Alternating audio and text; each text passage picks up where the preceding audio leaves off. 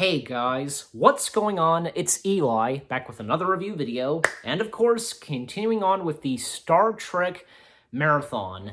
Now, we've come to, the Star Trek reboot films, and here's this, before I start, because after the disappointing slash failure of at the time, the last Star Trek film, Nemesis, and which being the last Star Trek film with the Next Generation crew, things were kind of going a bit downhill for the franchise from, the last Star Trek film at the time, Nemesis, and at the time, the last Star Trek series, Enterprise.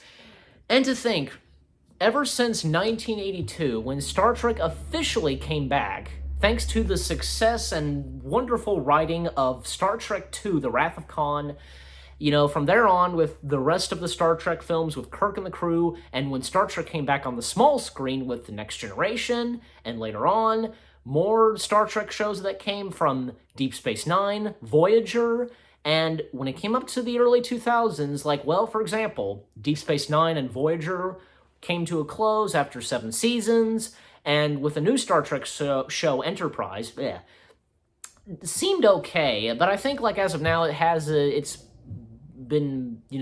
fans again, everybody seems to really enjoy it as of now, just things went downhill after, again, Nemesis and with Enterprise, and in 2005, when Enterprise came to a close, that's where, the franchise officially came to a rest, for a while. It needed a break, and, a bunch of stuff like UPN, magazines and catalogs for Star Trek were not being published anymore, and Star Trek The Experience came to a close. Yeah, just really depressing for the franchise. But in 2009, Star Trek officially came back with new faces and with new writing, and with it being a reboot, basically. With, being in the hands of J.J. Abrams and Kurtzman and Orci. Alex Kurtzman, Robert Orci. Yeah. Star Trek 2009. Man, I remember when this came out, and, seeing the trailers, checking out the website, you name it. I remember, getting excited for this film. And I remember seeing it in theaters in 2009. It was amazing. I remember, people laughing in the theater, and when, say, the movie ended, everybody clapped. It's got, I think, the 2009 Star Trek film is not bad. That's pretty weird. It's only titled Star Trek. And people would call it, Star Trek 2009. So, it's got a great story to it because, it technically, because it's referred to as the Kelvin timeline, it is part of the canon of Star Trek, because two characters that came in and basically created an alternate universe, a second universe of Star Trek, changing history and, changing the characters' lives. Of course, those are Nero, played by Eric Bana, and Spock, as he would be preferred in the Kelvin timeline, Spock Prime, with the return of Leonard Nimoy himself. And the opening to it was fantastic. I think even my dad considers it too. The USS Kelvin and the captain of the Kelvin, played by Farron Tar. I don't know if I'm saying his last name right. I remember he would be in the first Iron Man film, and I remember he would also be in, in an episode of Once Upon a Time as Captain Nemo. Yeah. And Chris Hemsworth, this was just, 2 years before he would be best known for Thor. Think about it. And that's where I first knew Chris Hemsworth, because he was George Kirk.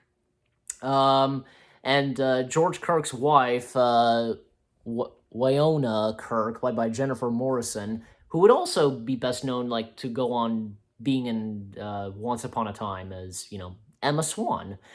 Because the Kelvin fighting off against the Narada, and eventually Kirk goes down with the ship, crashing into the Narada. And apparently there was supposed to be a deleted scene where the Klingons arrest and capture the Narada crew. That would have been awesome to see, I could picture, I would know how that scene would go. So, And of course, Kirk, years later, because Kirk as a kid and Spock as well, and apparently we were also going to have a sequence where we see the birth of Spock, and Spock's parents, of course, Sarek, played by the late great Ben Cross, and Winona Ryder as Amanda, Spock's mother. And even say, I'm trying to remember. Oh yeah, because years later, Spock and Kirk a bit older now, and Spock transferring to Starfleet, and Kirk, he meets up with Pike, but also met up with Uhura, played by Zoe Saldana. That conversation between Christopher Pike and Kirk, and your father was captain of the starship for 12 minutes. And Kirk does join Starfleet, and, because Pike telling him that, he could be an officer, and, he can have his own ship in about 4 years, and, Kirk, saying to him before he gets on board the shuttlecraft, 4 years? Why not make it 3, and, Kirk meeting up with Leonard McCoy, of course, played by Carl Urban. Years later, of course, 3 years later, obviously, I assume, Nero waiting for Spock to arrive, because Nero was the first to arrive and, changing history and create a second universe, while Spock arrived years later. But according to Spock, it was only seconds for him arriving and meeting up with Nero. And also, during, say, the Starfleet Academy with Kirk and McCoy and Gala, played by Rachel Nichols, and the Kobayashi Maroon test. We see the Kobayashi Maroon test in this, and, because we did see it, say, in The Wrath of Khan, because Saavik training as captain.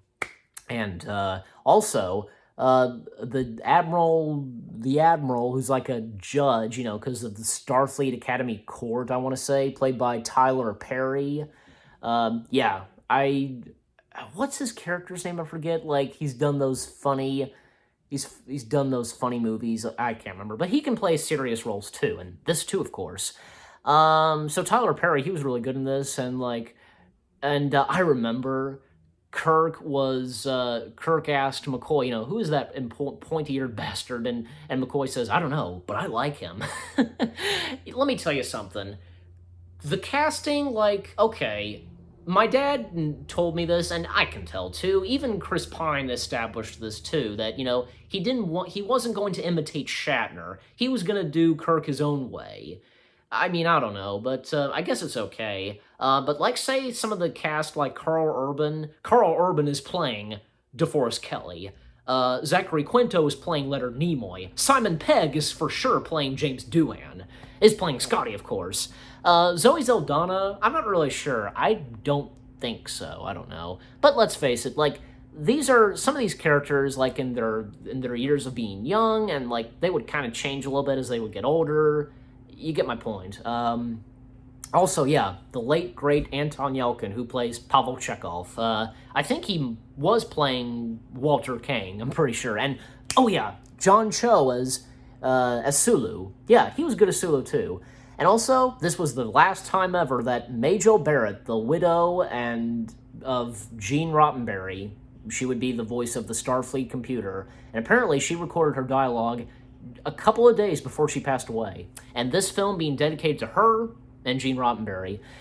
Anyways, but everything that was going on in this movie was great. For example, the sequence where they're trying to disable the drill, and according to Kurtzman, Ortsy, and Abrams, when Walter Kane visited the set and he saw Chris Pine and John, they were it's they were hugging each other, but really because they were falling down without a chute, parachute, and Walter Kane said that this is going to be the worst Star Trek movie ever.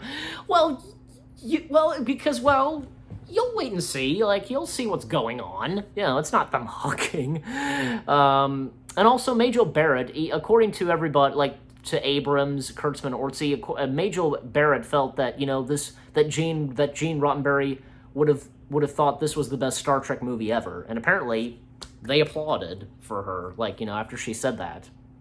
And that sequence where they're falling down and Chekhov is trying to transport them, according to Abrams, Kurtzman, and Ortsy, it's a nod to Galaxy Quest, and they consider Galaxy Quest their all-time favorite Star Trek film. I'm not kidding. Just, yeah, look it up. And, like, say, Spock coming in on Vulcan right before it's being destroyed, saving the Vulcans and his parents, and unfortunately, his mother doesn't make it. Very emotional. And at one point, Kirk is thrown off the ship, meets up, of course, with Spock. We see, of course, Scotty and Scotty's, like, sidekick, I want to say, Keenzer, if I'm saying his last name right, if I'm saying the name right, played by Deep Roy. Yeah, Deep Roy, well, he's a perfect fit in Star Trek. It's Deep Roy, so, and, like, I don't know, like, the creature he plays, Keenzer, like an oyster kind of, like, creature, I don't know. I feel like that's what my parents said. I don't know. Yeah, and, like, that whole sequence where Spock tells Kirk what happened, and, you know, Spock and Nero coming in and changing everybody's lives, and I remember this very well. The countdown to this film, the comics, like, it had Nero and Spock, but also had Picard, who was ambassador of Vulcan, Data, who was captain of the Enterprise, and LaForge, who ran his own engineering business, and LaForge was responsible for the design and constructing the Jellyfish, Spock's ship. And Worf even made an appearance too. He was general of the Klingon Empire. Like, him and the Klingons came in and attacking Nero. And at one point, like, if I recall, like, Worf got stabbed, I don't know, like, almost got killed. And, yeah, that was a pretty good countdown. And you know what? It would have been interesting if we would have gotten an appearance of, like, say, the Enterprise E. I don't know, but probably because, well, for people who wouldn't read comics and would just watch the movies. That's my guess. I don't know. I think even my dad said something about that, too. I know if he were here still, like, he would definitely help me talk about this very detailedly. Oh, yeah, for sure, especially because with the Countdown comics, let me tell you. So, like, when Spock helps Kirk, and along with Scotty, get transporting them back to the Enterprise, and, you know, Scotty at one point getting caught in, like, the tanks, you know, the water tanks, and also, like, Scotty was funny, like, with some of his lines, like, you know, can I get a towel? And Zachary Quinto, in the outtakes, he kept laughing at Simon Pegg when he said that, and in the final film, like, he's trying not to laugh. There's almost a smile appearing in his face, as I recall. Like, a fight between Kirk and Spock when Kirk gets to Spock, you know, about his mother, you know, and literally, Spock was almost about to kill Kirk, choking him, like he was about to commit murder, basically. And I think my dad told me he felt that Kirk's cough was very realistic. Yeah, that was a good cough he did. And Kirk now taking on being captain of the Enterprise, and even, like, say, Sarek confronting Spock about his mother, and Sarek said to Spock that he married his mother because he loved her. Very well established, that's a fact. And Spock, you know, he then makes amends with Kirk, I assume, and instantly they become friends, of course, you know, as we all know. And of course, Kirk and Spock transporting on the Narada, Kirk saving Pike, Spock taking control of the Jellyfish, and Nero, he's a fantastic villain in this, a fantastic Romulan, and just losing his temper, and, like, well, no. When he was, like, threatening and torturing Pike, at times he was being calm. Like, I know my dad would point that out, too. He was being so calm. But even, like, say, when he kind of lost it on Pike, when Pike was telling Nero that Romulus is out there, it hasn't been destroyed, you're blaming the Federation for something, and, like, it happened, I watched it happen, I saw it happen, don't tell me it didn't happen. Like, yeah, of course, makes sense right there, you lose it, just, you know. And also because Nero blaming Starfleet for the death of his wife, who was still on Romulus when Romulus was blown up in the Prime universe, and that's why, because, you know, Nero, he destroyed Vulcan in the Kelvin timeline, you know. Also, because when the jellyfish crashes into the Narada, because there's another thing part of the jellyfish, and that is the red matter that would create a black hole. And it causes a black hole, which, like, destroying half of, like, cutting half of the Narada, and Nero just accepts dying. And yeah, and I also remember Will Wheaton, he did some voice, he, like, had a voice cameo as one of the Romulans, like saying, you know, "Sir, if you ignite the red matter," then Nero interrupts, "I want Spock dead now!" And Nero's dialogue and shouting, you know, "Fire everything!" Oh, man. And the epilogue, and where the two Spocks meet, you know, Zachary and Leonard, and that was basically, like, in a way, like, the passing the torch of taking on the role of Spock, and Spock just saying, you know, with the Vulcan sign and saying, "Good luck." And Kirk becoming the, you know, getting, you know, the rank of captain. Pike, you know, who's in a wheelchair, and, like, he shakes hands with Kirk. "Your father be proud," applause, and, you know, we get one more appearance of Spock. And, you know, like, Spock saying, "Thrusters full." And Kirk now being captain, and I also like it with Scotty and Keenser, and, like, you know, Scotty, like, at times telling, you know, "Get down," and this Keenser just, you know. And the final shot of the Enterprise, and where Spock, Leonard Nimoy, of course, says the famous line, "Space, the final frontier," you know. Star Trek 2009 was fantastic. Just a few other things that I can remember that are funny, like McCoy saying, "I might throw up on you," and Kirk says it back to McCoy, because when McCoy makes Kirk sick by injecting something in him, and that's where, like, later on when they're on the Enterprise, Kirk's hands get swollen, and his tongue, as, you know, numb tongue, and just, you know, Romulan as he's speaking to her, and yells, damn it! It's funny. It's hilarious. And, oh yeah, another line that I forgot about that Scotty says, "I like this ship. It's exciting." It's funny. Yeah, Star Trek 2009 was a great film, and oh gosh, I also remember this too. I even saw this on TV, where Kirk first meets with Spock Prime on the snowy planet. And when Spock says, "I am Spock," and Kirk's like, you know, bullshit. And when I saw this on TV, they of course changed it to bullcrap. I heard my dad laughing in another room, because I was watching this in another room while my family was in another room having Star Trek on. When Kirk said bullcrap, I heard my dad laughing, so, you know. Oh, man, at times when they would, like, change and alter, like, some swear words, you know what I'm saying? But anyways, that's TV for you. So, and when TV airs movies, basically. But anyway, so how do I rate Star Trek 2009? The 2009 Star Trek film, I should say.